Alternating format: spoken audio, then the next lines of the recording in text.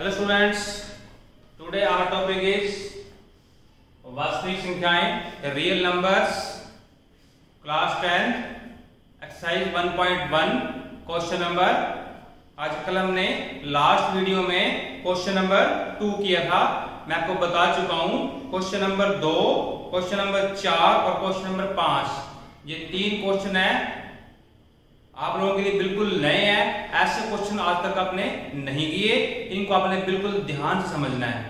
अगर आप ध्यान से नहीं समझोगे इसको बाद में नहीं कर पाओगे।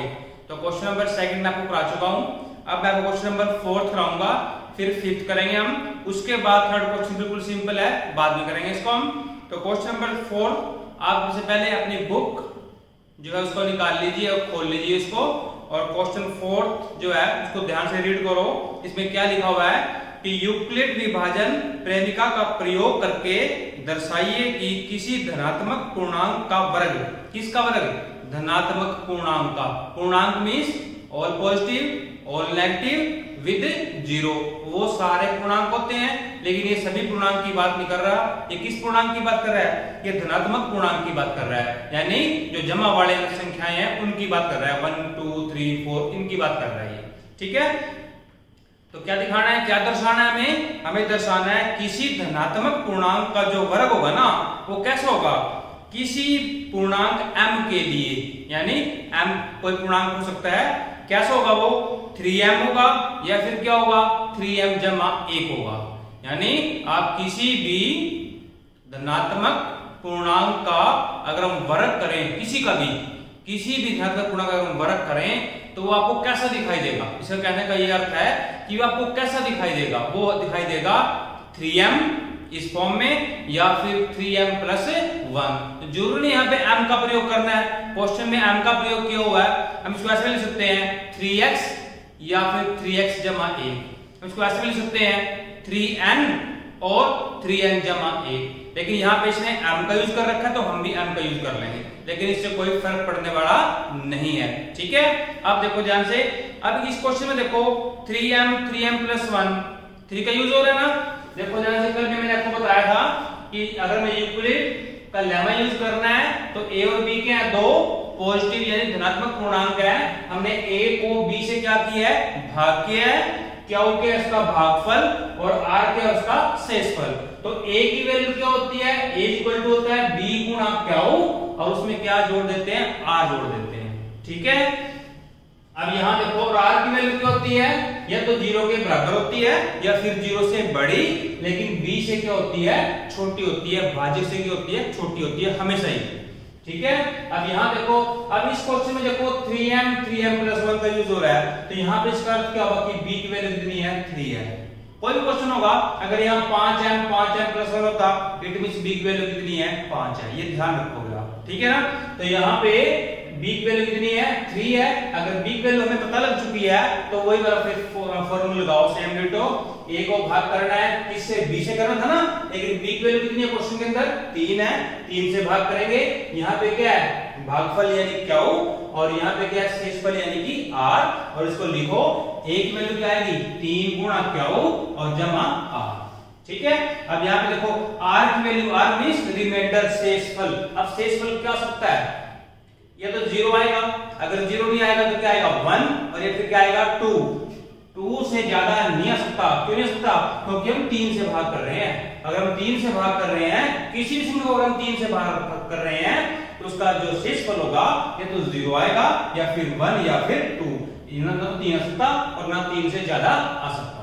ठीक है, तो ये इसको आप ऐसे लिख सकते हो और इसको आप ऐसे भी लिख सकते हो, जैसा आपको अच्छा लगे ऐसा इसको आप नोट कर सकते हो।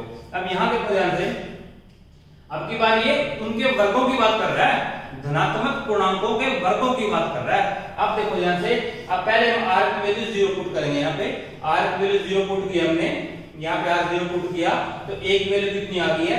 3 क्या हुआ? ठीक है ना। अब की बार ये उसके वर्गों की बात कर रहा है, तो इसका वर्ग किया मैंने, a का वर्ग किया, इसकी वैल्यू किसका? 3 का वर्ग हो गया। 3 का वर्ग कितना होता है? 3 किए 9, और क्या होगा वर्ग? ठीक है ना। आप देखो ध्यान से, मुझे क्वेश्चन को ऐसा बनाना है, देखो ध्यान से, मुझे क्वेश्चन को ऐसा बनाना है, कैसा? 3m या फिर 3m + 1। तो इसको मैंने 9 क्या की 2 को जानबूझ के क्या लिख दिया? 3 गुणा 3 क्या होगी 2। इसी को दूसरे ढंग से लिखा है, कैसे लिखा है 3 गुणा 3 क्या होगी 2। ऐसा क्यों लिखा है, क्योंकि इसको ना मैंने इसको इतने पार्ट को, ये हमारे पास जो है 3 क्या होगी 2, इसको मैंने m मान लिया है, तो ये क्या बन जाएगा 3m बन जाएगा। मैं लिख दूंगा यहाँ पे कि m की वैल्यू कितनी है 3 क्या होगी 2 है।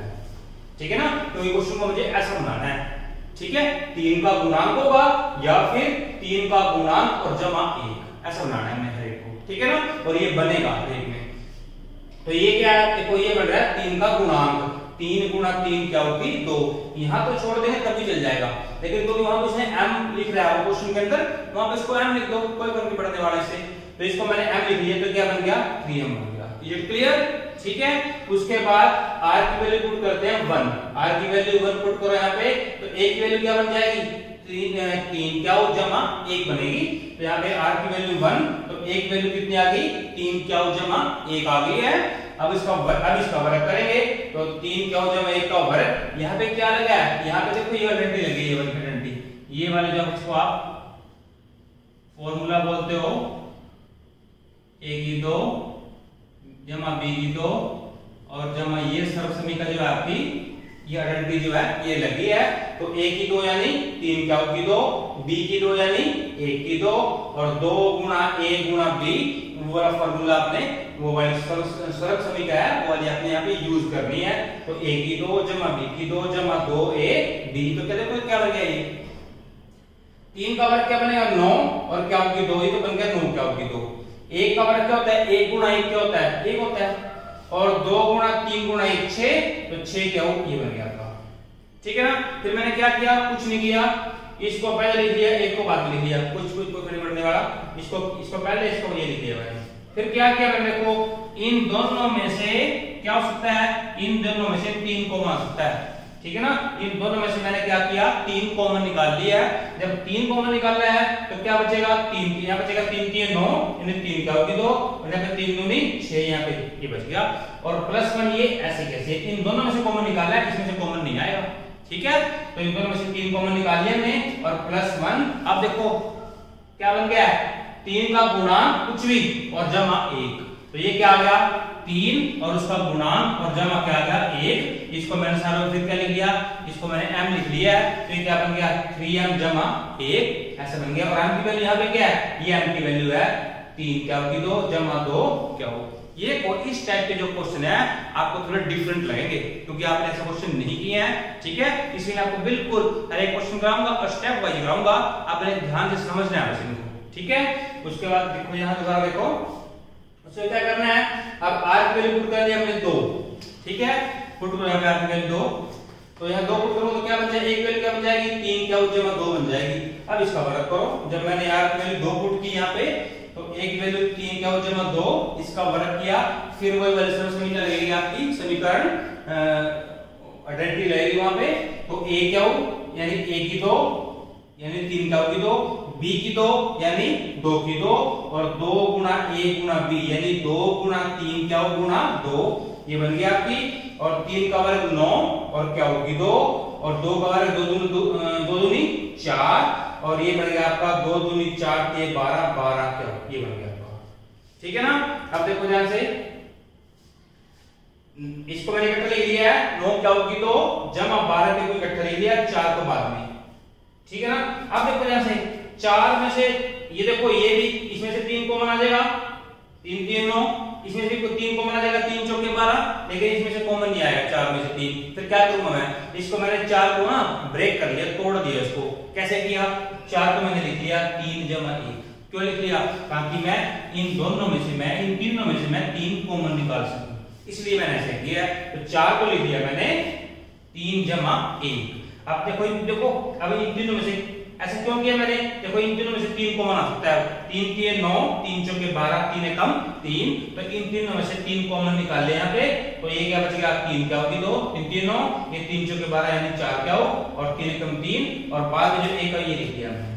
अब देखो वही बन गया 3 और कुछ भी 3 और उसका गुणांक और जमा 1। तो ये सारा क्या मान लिया हमने कि ये क्या है गुणांक, 3 गुणांक कितना है m है, तो ये क्या बन गया 3m जमा 1, ये जो वैल्यू ये क्या है m की वैल्यू, तो m की वैल्यू कितनी है 3 क्या होगी 2 जमा 4 क्या हो और जमा 1। ये क्लियर? तो ये आपने क्वेश्चन बिल्कुल ध्यान से करना है, ठीक है। क्या क्वेश्चन था? क्वेश्चन ये था कि कोई भी धनात्मक जो पूर्णांक है उसका जो वर्ग होगा वो कैसे होगा, उसका फेस कैसे होगा, वो कैसा दिखाई देगा, वो ऐसा दिखाई देगा 3m और 3m जमा 1, ठीक है। और यहाँ पे जरूरी नहीं है वो m लिख रहा है यहाँ पे, तो हम भी m लिखेंगे। अगर वो इसको लिख सकता है, इसको 3y और 3y जमा 1, या फिर 3b और 3b जमा 1, कुछ भी लिख सकता है, इससे कोई फर्क नहीं पड़ेगा। m लिखा हुआ है, b लिखा हुआ है, a लिखा हुआ है, इससे कोई फर्क पड़ने वाला नहीं है। मेन बात क्या है कि 3 का गुणांक, या तो 3 का गुणांक होगा वो, या फिर 3 का गुणांक और जमा 1 इस फॉर्म में होगा। समझना आपको ऐसे है, ऐसे ऐसे इसको आपने ऐसे ना कि 3m जमा 1 नहीं, 3 का गुणांक कोई भी या फिर 3 का गुणांक और जमा 1 इस फॉर्म में होगा वो क्वेश्चन, ठीक है। तो हमने यहाँ पे बिल्कुल ऐसे किया, तो क्योंकि यहाँ b वैल्यू 3 है, b वैल्यू 3 पुट की वहां पे, और ये की वैल्यू आ गई, और r का होता है 0 1 2, यहाँ तीनों वैल्यू तीनों पुट किया हमने, तीनों का स्क्वायर किया, एक आ गया 3m, एक आ गया 3m जमा 1, और ये कितना गया 3m जमा 1। तो हमने दर्शा दिया है, हमने दिखा दिया है, हमने शो कर दिया है कि कोई भी धनात्मक पूर्णांक है वो किस फॉर्म में हो सकता है, ये तो 3m या फिर 3m जमा 1। पॉज द वीडियो, इसको नोट कर लो ध्यान से शाबाश। तो स्टूडेंट्स आपने इसको अच्छी तरह समझना है, ठीक है। इस टाइप का एक क्वेश्चन हो रहा है, 5th क्वेश्चन है, वो मैं आपको खुद कराऊंगा। इसको अच्छे से दोबारा समझो, अगर समझ में नहीं आया है वीडियो को पॉज करो, इसको नोट करो, दोबारा फिर देखो इसको, ठीक है। अगर आपके समझ में आ गया है तो इसको लाइक करो वीडियो को, ताकि मुझे पता चल सके कितने बच्चों को ये समझ में आया है, कितनों को समझ में नहीं आया है। तो नोट करो शाबाश, थैंक यू।